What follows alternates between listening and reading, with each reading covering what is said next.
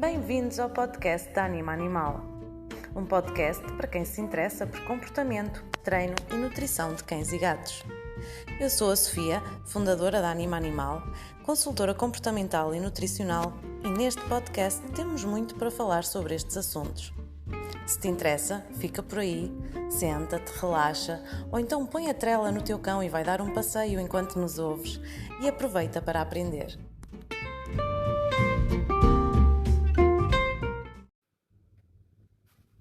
Olá, seja muito bem-vindo a mais um episódio do podcast da Anima Animal. Então, hoje o que vos vou trazer aqui é o nosso último webinar, o webinar que fizemos agora no mês de setembro, sobre os 4 simples passos para ensinares quase tudo ao teu cão. E então, como é um webinar um pouco longo, nós vamos fazer à semelhança do último, vamos dividir este conteúdo em 3 partes, em 3 podcasts. E hoje, na primeira parte deste webinar, aquilo que nós vamos falar é sobre a preparação, ou seja, primeiro decidir o que é que nós queremos ensinar ao nosso cão e a gestão que nós temos que fazer para isso, a gestão ambiental e outras técnicas para que o processo seguinte corra bem, ok?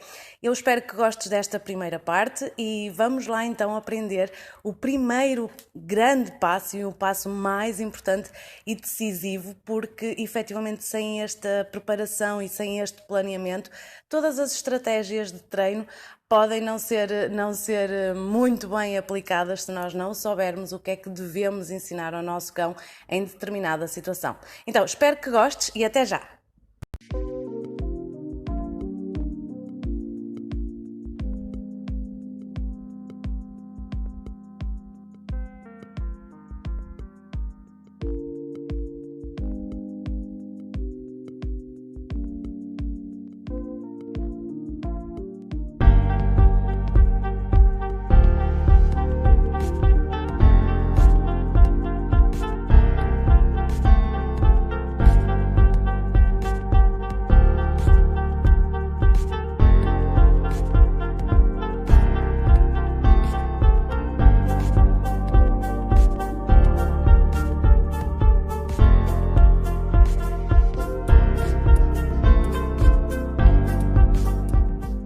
Olá, boa noite a todos! Espero que me estejam a ver e a ouvir bem. As perguntas da praxe. Eu vou pôr aqui o nosso Instagram também on fire.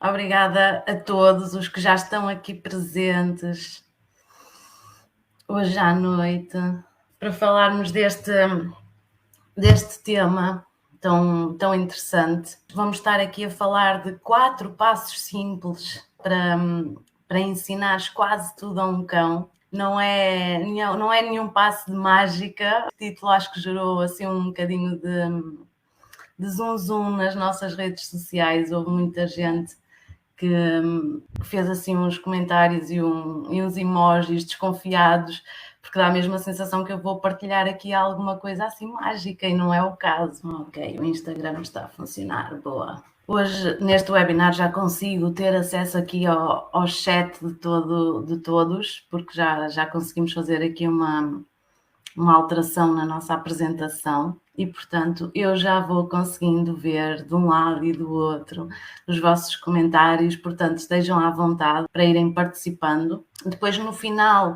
eu vou-vos dar também algum espaço para colocarem dúvidas, está bem? Sobre o assunto que vamos falar aqui hoje.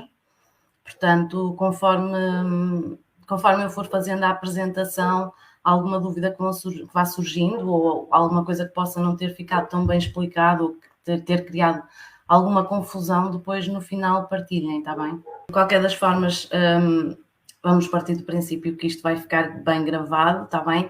E depois vamos partilhar para quem se inscreveu, vamos partilhar a gravação e também o conteúdo em formato de PDF para vocês poderem ver e rever, porque nestas alturas a informação cai toda assim, não é? E depois, passado um dia ou dois, as coisas esfriam um bocadinho e é sempre bom poder rever nem que sejam os apontamentos e algumas passagens da gravação, é sempre bom. Então, eu acho que vamos passar aqui a fazer a nossa apresentação. Quem está aí desse lado no Instagram não vai ver a apresentação em PowerPoint, ok? Vamos estar a ver só a mim. Aqui no YouTube e no Facebook eu julgo que vocês vão conseguir ver, e relembro que para quem se inscreveu, nós como podemos ficar com os vossos e-mails, então podemos depois enviar-vos tudo isto por e-mail, ok? É sempre uma mais-valia também. Eu acho que vamos dar então aqui início ao nosso webinar dos 4 simples passos para lhe ensinares quase tudo. Lhe, ou teu cão, ou o vosso cão, ou cão, se trabalhares na área a cães dos teus clientes, é sempre uma informação muito importante falarmos aqui de alguns conceitos e desmistificar aqui algumas coisas, bem como também algumas técnicas de treino simples. Então, aqui o conteúdo para hoje, os 4 passos simples nos quais eu vou dividir este conteúdo. O primeiro, e antes de mais e de qualquer coisa, a preparação. Portanto, o decidir o que é que nós vamos ensinar ao nosso cão, bem como a gestão ambiental necessária para que o resto do processo corra bem, está bem? Muitas vezes esta parte falha muito e por isso é que não conseguimos ter os resultados que pretendíamos. Depois, na segunda parte, vamos falar do treino propriamente dito, ou seja, algumas técnicas básicas de treino que vocês podem aplicar para ensinar várias coisas, vários comportamentos simples ao vosso cão, está bem?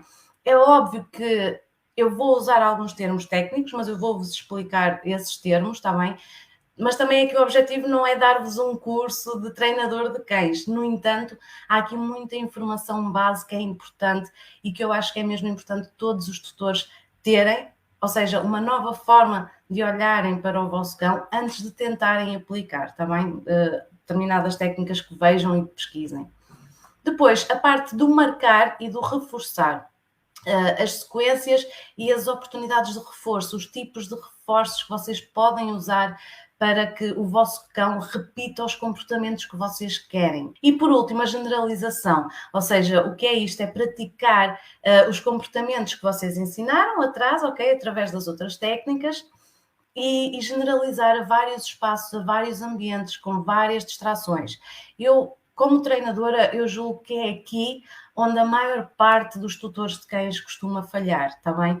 Porque efetivamente conseguem às vezes ensinar determinados comportamentos, mas depois o cão em casa, sem distrações e no ambiente familiar, faz tudo o que lhe pedem, mas depois põe um pé na rua, por exemplo, ou aparece uma distração qualquer e o cão parece que desaprendeu tudo, está bem?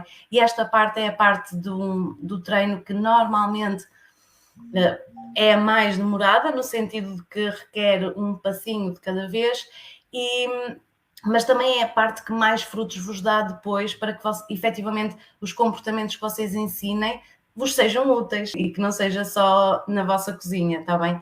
E portanto esta parte é muito importante e julgo que acaba por ser, lá está, a educação para o resto da vida, está bem? É uma coisa que vocês depois vão fazendo quase sem se aperceberem para o resto da vida, para solidificar os comportamentos que os vossos cães vão aprendendo. Então, vamos, antes de começar, eu quero também fazer aqui um aviso à navegação. Esta formação, este conteúdo que eu vos vou dar hoje, não tem como intuito resolver problemas ou fazer modificações comportamentais mais graves ou mais complexos, está bem? Não é, embora isto seja a base de muita coisa, isto sozinho provavelmente não vos vai conseguir ajudar se não pedirem a ajuda de um profissional que vos acompanhe mais presencialmente ou mais pessoalmente no vosso caso, está bem? No entanto, se vocês estiverem a passar por uma situação destas, terem aqui um pouco este background, se calhar vai-vos ajudar muito, está bem?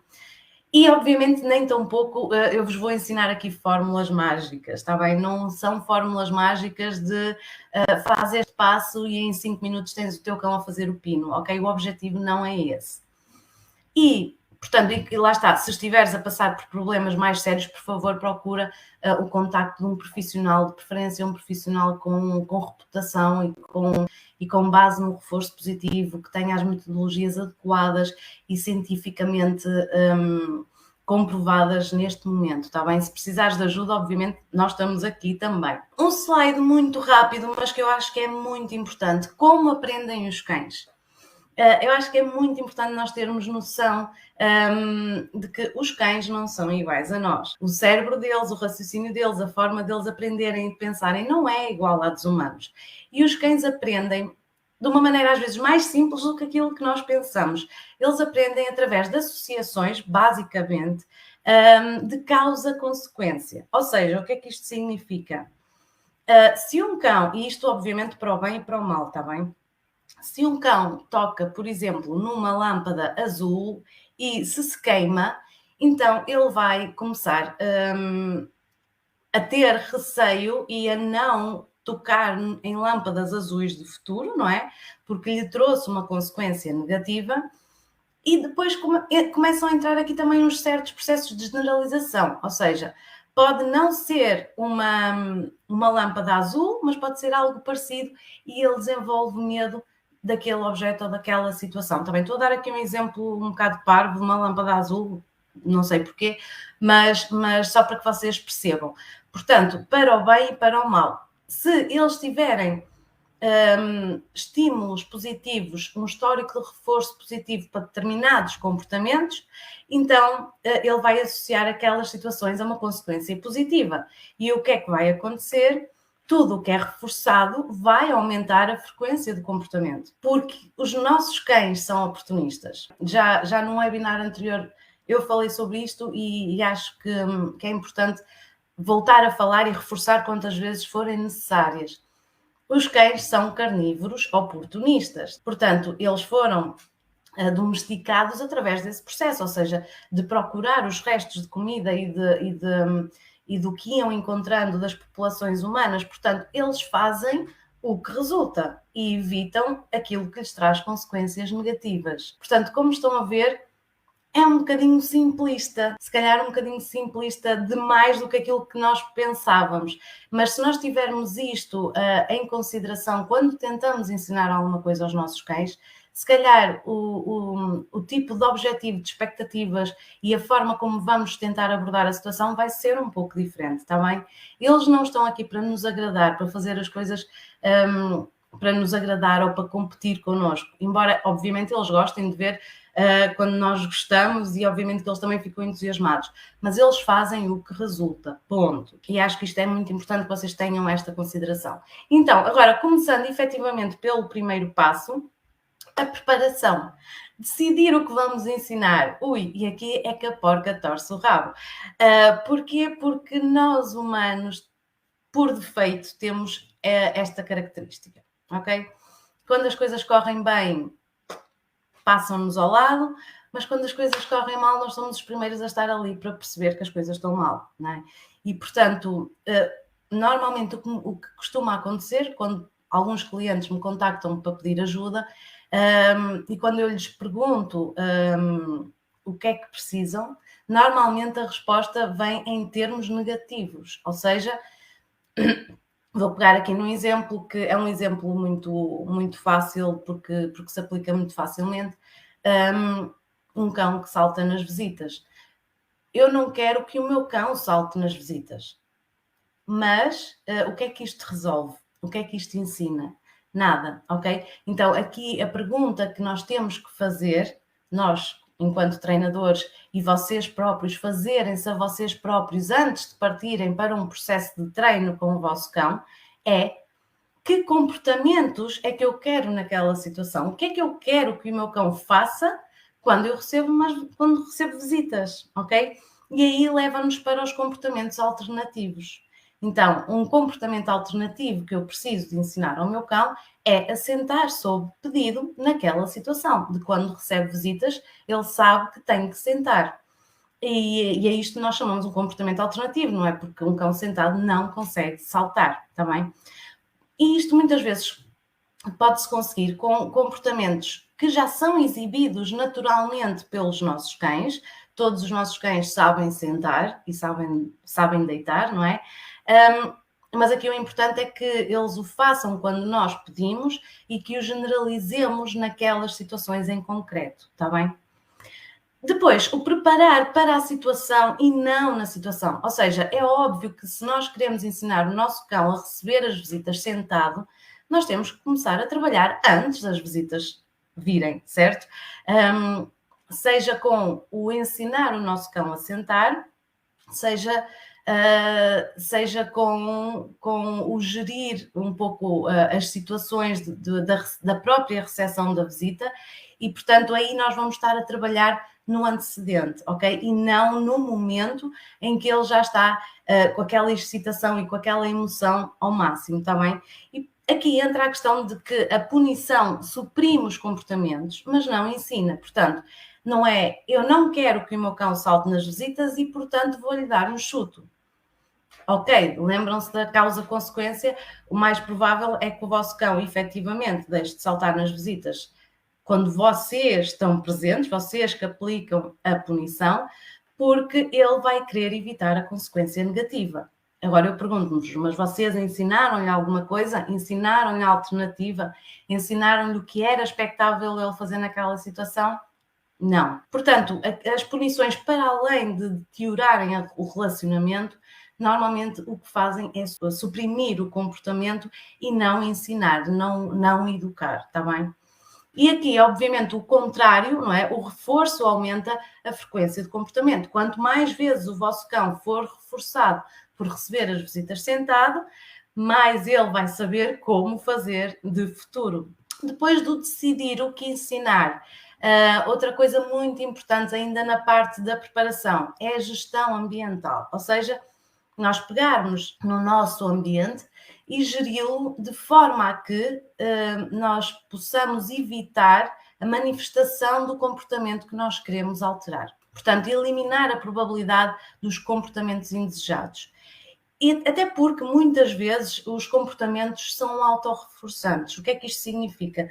Por exemplo, um cão que ladra para o cão do vizinho ou para alguém que passa na rua, o ato de ladrar acalma o vosso cão, ok? Liberta endorfinas na corrente sanguínea do vosso cão que o acalma e, portanto, automaticamente ele está a ser reforçado por estar a ladrar, está bem? E isto é importante que nós tenhamos em atenção quando temos que pensar na gestão do ambiente que nós temos que fazer antes, está bem?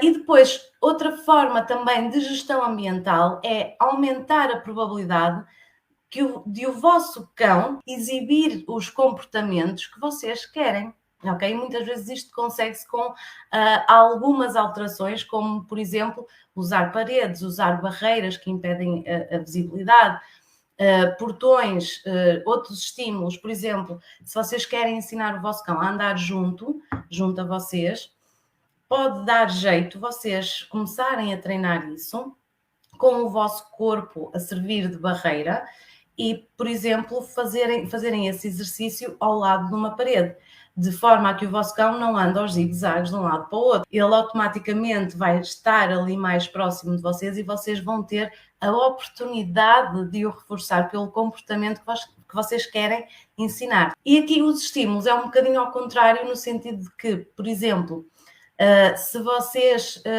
querem ensinar o vosso cão a receber as visitas e a acalmar-se quando tocam à campainha ou quando batem à porta, pode ser necessário que vocês, antes de começarem a ensinar, pensem nisto, tenham alguém que vos ajude neste processo e que simulem essas situações, ou seja, que despoletem os estímulos para que vocês possam ensinar ao vosso cão o comportamento alternativo que vocês querem que ele faça. Está bem? É isto que significa o uso de determinados objetos e do espaço, bem como o uso de estímulos para que vocês possam usar isso a vosso favor.